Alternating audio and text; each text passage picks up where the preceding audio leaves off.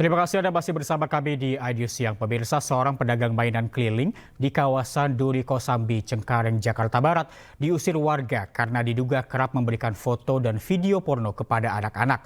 Diduga ada 5 anak yang menjadi korban. Kayak gitu banyak anak-anak yang ngadu Tata, Intan. Gitu, Pak. Pelecehan itu namanya. Daripada RT yang datang nanti diamuk nih laporin Pak, nggak boleh Pak. Inilah video amatir saat seorang pria pedagang mainan keliling diusir warga di kawasan Duri Kosambi, Cengkareng, Jakarta Barat. Sering. Pak, saya nggak mau lihat Bapak. Daripada nanti diviralin. Warga marah lantaran pria tersebut memberikan tontonan video dan foto porno pada anak-anak di lingkungan mereka. Ya begitu Pak, Bapak udah tua, ngajarinnya nggak benar. Coba anak Bapak digituin, mantunya Bapak digituin. Bakar Bapak. Sebelumnya sejumlah orang tua melapor ke ketua RT di mana anak-anak mereka yang membeli mainan di pria tersebut diperlihatkan video dan foto yang tidak pantas dan diduga sudah ada 5 anak yang menjadi korban. Anak saya yang lebih dewasanya dulu yang umur 10 tahun. Oh, berarti dia udah lama dong ada di sini, maksudnya Ya, jualan mungkin sering udah mangkal ada di sini gitu. setahun atau 6 bulanan gitulah. Cuma kan namanya kita orang dagang, kita nggak berpikiran kayak gitu. Terus ada lagi yang ngadu ke saya, ini juga diperorotin celananya kalau bercanda. Dan pikiran saya itu kan udah yang berita-berita yang udah kan pelecehan. Nah, makanya saya cegah daripada nanti ada yang diapa-apain.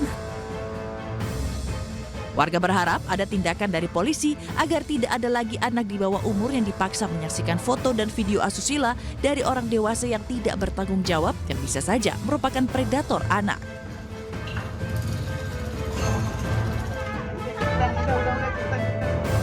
Dari Jakarta, Rizky Falufi, iNews melaporkan. Viral siswa SMP di Lewigoong, Garut, Jawa Barat terlibat perkelahian. Mirisnya, peristiwa itu disaksikan puluhan siswa dan direkam hingga tersebar luas di media sosial.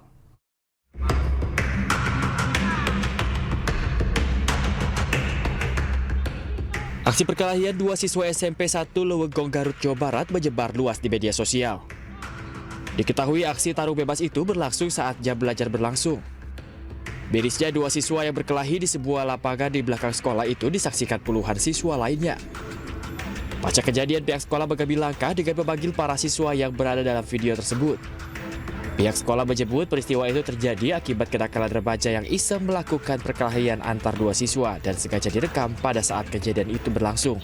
Udah kekeluargaan, Pak. Alhamdulillah beres. Itu Pak, kejadiannya pas istirahat.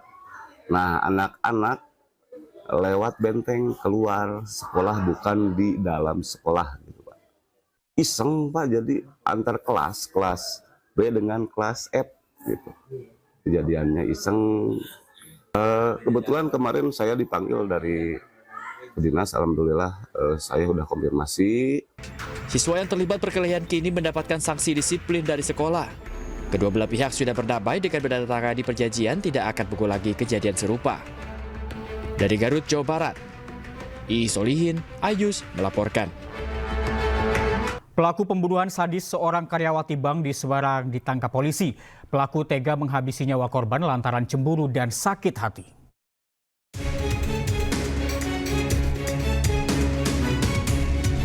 Lima hari dalam pelarian, MAN ditangkap polisi di rumah saudaranya di daerah Pudak Payung, Semarang, Jawa Tengah, usai membunuh kekasihnya sendiri Robiatul Adawiyah, seorang karyawati bank swasta di kota Semarang pada Jumat lalu. Pelaku yang berprofesi sebagai satpam itu ditangkap setelah pemeriksaan sejumlah saksi, pengecekan lokasi, dan CCTV. Selain menangkap pelaku, polisi juga menyita sangkur, baju, sepeda motor, dan helm yang digunakan saat melakukan pembunuhan. Dari hasil pemeriksaan diketahui motif pembunuhan sadis ini lantaran pelaku merasa sakit hati dan cemburu usai melihat korban berboncengan kendaraan dengan pria lain. Motifnya adalah cemburu. Cemburu karena melihat pacarnya jalan dengan cowok lain, begitu kan? Iya, betul. Pelaku dengan brutal menganiaya kekasihnya dengan sangkur dengan 15 luka tusukan.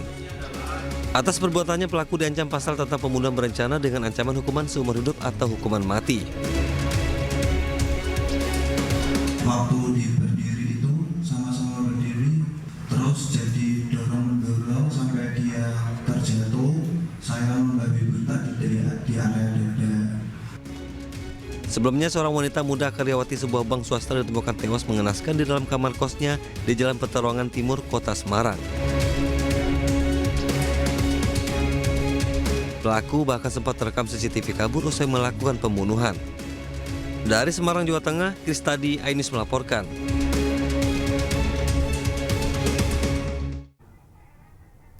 Pengadilan Negeri Mojokerto, Jawa Timur menggelar sidang perdana kasus Palawan bakar suami hingga tewas. Terdakwa mengikuti sidang secara online lantaran masih menyusui 2 bayi kembarnya. Sidang kasus Palawan bakar suami digelar secara daring di Pengadilan Negeri Mojokerto, Jawa Timur. Terdakwa Bribtu Fadilatun Nikmah atau Bribtu Dila mengikuti sidang dari tahanan Mapolda, Jawa Timur. Terdakwa tidak dihadirkan secara langsung di pengadilan atas pertimbangan kemanusiaan, lantaran terdakwa masih mempunyai 3 anak balita, di mana 2 diantaranya merupakan bayi kembar yang masih menyusui.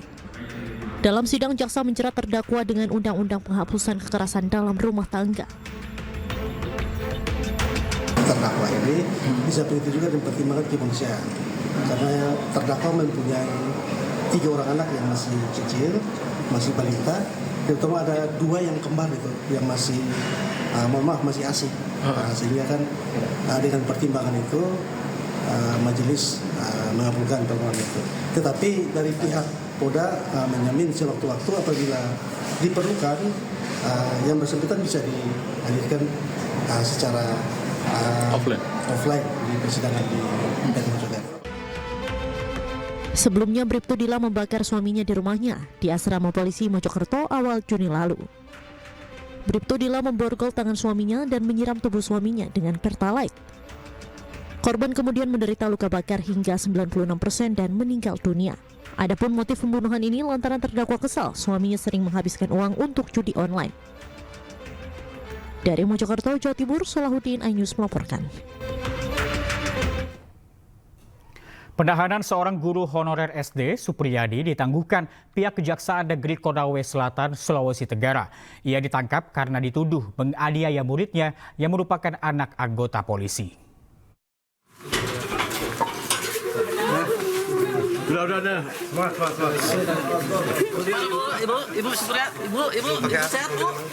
Tangis haru Ibu Supriyadi beserta keluarga dan rekan sesama guru pecah saat keluar dari pintu tahanan Lapas Perempuan kelas 3 Kendari, Sulawesi Tenggara. Setelah menjalani penahanan selama 1 pekan, akhirnya Kejaksaan Negeri Konawe Selatan menangguhkan penahanan guru honorer Sekolah Dasar Negeri 4 Baito Idi atas permintaan kuasa hukum dan keluarga. Ibu Supriyadi merasa senang dan mengaku tidak pernah melakukan perbuatan tersebut. Bersyukur saya bisa pulang ke rumah. Terima kasih banyak. Teman-teman hikmah. Mudah-mudahan sini ada hikmah yang bisa dapatkan. Tapi memang Bu, Ibu tidak mengaku dengan perbuatan itu, Bu? Tidak, Pak. Tidak. Berapa tahun Bu Ibu di situ? Mengajar. Selama masa honor sudah 15 tahun. Masuk 16. Selama ini memang tidak ada begitu. Tidak pernah. Kuasa hukum Supriyadi merasa keberatan dan menilai proses penahanan janggal. Ia juga meminta agar kasus tersebut bisa dihentikan ataupun lewat proses restoratif justice. Beliau ini kan adalah sementara mengurus untuk P3K. Jadi otomatis dalam pengurusan surat-suratnya atau administrasi semua pasti akan terkendala. Ini makanya yang kami minta kalau bisa untuk dari pihak kejaksaan ataupun pengadilan kalau bisa dihentikan perkara ini dihentikan saja atau tidak kita RJ-kan saja. Kita restorasi justice. Sebelumnya Supriyadi ditahan setelah dituduh menganiaya muridnya yang merupakan anak anggota polisi berinisial D hingga mengalami luka di paha pada 24 April lalu. Saat itu korban masih duduk di kelas 1 SD dan saat ini telah kelas 2 sekolah dasar. Tim kuasa hukum dan PGRI pun berjanji akan terus mengawal hingga Ibu Supriyadi dibebaskan dan dapat kembali mengajar seperti semula. Dari Konawe Selatan, Sulawesi Tenggara, Febriodo Tameng, Ainus melaporkan. Ya, meski penahanan ditangguhkan, proses hukum Supriyadi yang dituduh menganiaya anak polisi tetap dilanjutkan sampai putusan pengadilan. Pihak kejaksaan menyebut proses hukum tetap berjalan untuk mencari kebenaran dalam kasus ini. Untuk proses ini tetap kami lanjutkan untuk mencari kebenaran material ya. Kebenaran material nanti di hari Kamis yang akan dilakukan di Pengadilan Negeri Andolo. Kita akan memeriksa, memproses persidangan di sana. Tentunya untuk mencari kebenaran yang materialnya seperti apa sebetulnya yang terjadi, karena ini sudah. Ya, dan untuk mengetahui lebih jelas terkait penangguhan penahanan guru yang menjadi tersangka penganiayaan muridnya ini, telah tersambung melalui Zoom Andri Darmawan, kuasa hukum Supriyani, guru SDN 04 Baito. Selamat siang, Pak Andri. Selamat siang, Pak. Ya, Pak Andri, apa yang menjadi dasar kejaksaan akhirnya menyetujui permintaan penangguhan penahanan? Baik, jadi penangguhan itu bukan diberikan oleh kejaksaan karena kejaksaan yang sebenarnya sudah menahan. Nah, kemudian setelah ditahan dilimpahkan di pengadilan. Nah, penangguhan itu diberikan oleh pengadilan sesuai dengan surat kami yang meminta penangguhan. Jadi pertimbangan daripada pengadilan untuk menangguhkan karena Ibu Supriyani ini masih punya anak kecil, kemudian juga beliau masih harus mengajar, sehingga beliau diberikan penangguhan. Yang penting Ibu Supriyani ini kooperatif untuk mengikuti persidangan.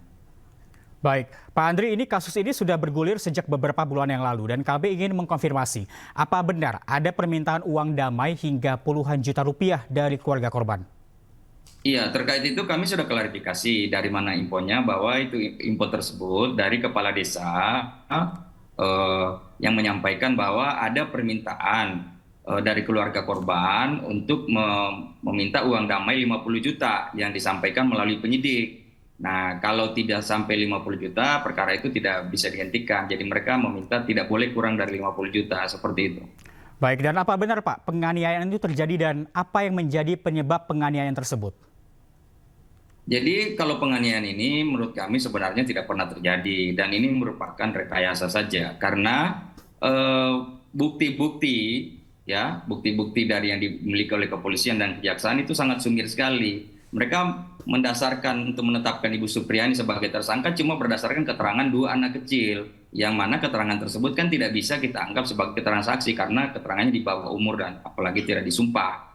Nah, sementara bukti visum ya termasuk foto-foto luka itu tidak sesuai dengan apa yang dituduhkan oleh jaksa, karena jaksa menurut kami jaksa di situ menyatakan bahwa Ibu Supriyani memukul satu kali di paha anak tersebut, tetapi hasil visum dan foto-foto luka bisa kita lihat dan sudah viral juga di media sosial itu bukan seperti hasil pukulan satu kali, tapi itu ada seperti melepuh dan tergores, seperti ada gesekan-gesekan atau ada penyebab lain. Nah, sehingga kami menganggap bahwa ini memang dipaksakan sekali karena sebagaimana kita ketahui penyidikan ini kan dilakukan di Polsek Baito. Nah, sementara orang tua sebagai orang tua korban yang menjadi pelapor juga adalah anggota di situ di Polsek. Kami melihat ini terjadi konflik of interest, tidak objektif lagi penyidikan ini. Ya, baik Pak Andri, ini apa tapi sebetulnya Pak yang menyebabkan pelaku ini Bu Supriyani ini memukul korban? Ya, sekali lagi Bu Supriyani tidak pernah memukul. Apa yang dituduhkan? Seperti misalnya begini. Jaksa menuduh bahwa Ibu Supriyani memukul anak tersebut karena anak ini kan di kelas 1A ya. Ibu Supriyani ini mengajar di kelas 1B. Nah, kami sudah klarifikasi juga ke gurunya, guru kelas 1A Ibu Lilis menyatakan bahwa dipukul 8 sampai 10 itu tidak ada kejadian. Nah, kalau jaksa mengatakan bahwa dipukul 10 Ibu Supriyani memukul, justru pengakuan dari Ibu Lilis mengatakan bahwa anak SD kelas 1 itu jadwal pulangnya jam 10 sehingga jam 10 itu sudah tidak ada anak-anak sebenarnya. Jadi ini menjadi aneh, dari mana sebenarnya? Ini cuma berdasarkan keterangan anak kecil saja yang mengaku tadi dipukul oleh Bu Supriyani. Nah, keterangan ini kan sangat lemah, tidak bisa dijadikan keterangan saksi. Harus dia didukung oleh alat bukti yang lain. Apakah dia bersesuaian atau tidak? Nah, ini kan tidak bersesuaian. Apalagi dengan bukti hasil visum bahwa lukanya itu tidak identik ditimbulkan oleh pemukulan misalnya yang cuma 1 kali dengan gagang sapu. Gitu. Baik, tapi dari keterangan para saksi yang sudah dimintakan oleh pihak kejaksaan maupun pihak kepolisian, apa yang sebetulnya dikatakan oleh para saksi? Apakah senada dengan apa yang dikatakan Ibu Supriyani atau malah sebaliknya, Pak? Justru saksi-saksi tidak senada. Yang senada itu cuma saksi anak itu yang 2 orang. Tapi saksi-saksi dari pihak guru, apa semua sudah ditanya, semua tidak ada kejadian itu. Gitu. Baik. Pak Andri, terima kasih banyak telah bergabung bersama kami di IDU Siang. Selamat siang dan selamat bertugas kembali. Baik.